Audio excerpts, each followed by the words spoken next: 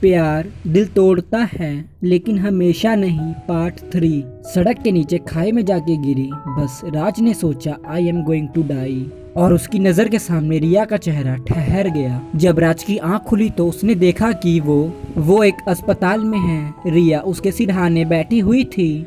राज को होश में आया देखकर रिया के मुंह से निकला, राज आई लव यू, तुम मुझे छोड़कर नहीं जा सकते। राज ने धीरे से रिया का हाथ पकड़ा और कहा कि मैं कहीं नहीं जा सकता तुम्हारे बिना।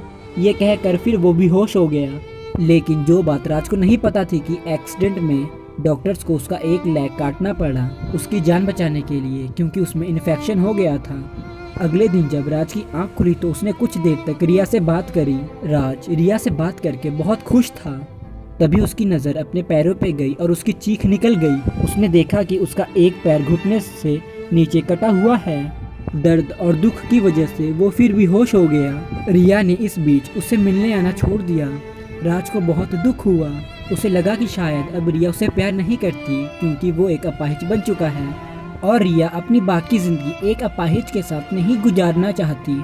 उसे दुख तो बहुत हुआ लेकिन धीरे धीरे राज अपने इस दुख को, अपनी हालत को समझ गया था और उसने अपने हालत से समझौता कर लिया। करीब 2 महीने बाद राज अपने पेरेंट्स के साथ हॉस्पिटल से बाहर आया। उसके हाथों में वैसाखियाँ थी और वे बड़े धीरे धीरे कदमों से चल रहा बाहर आया। बाहर आकर उसने जो देखा उससे उसकी आंखों में आंसुओं की बारिश बह निकली। बाहर रिया हाथ में फूलों का गुलदस्ता और एक कागज लिए खड़ी थी जिसमें लिखा था, राज अगर तुम मुझे अपनी जिंदगी में तुम्हारा सहारा बनने का मौका दो तो वे मेरी जिंदगी की सबसे बड़ी खुशी होगी।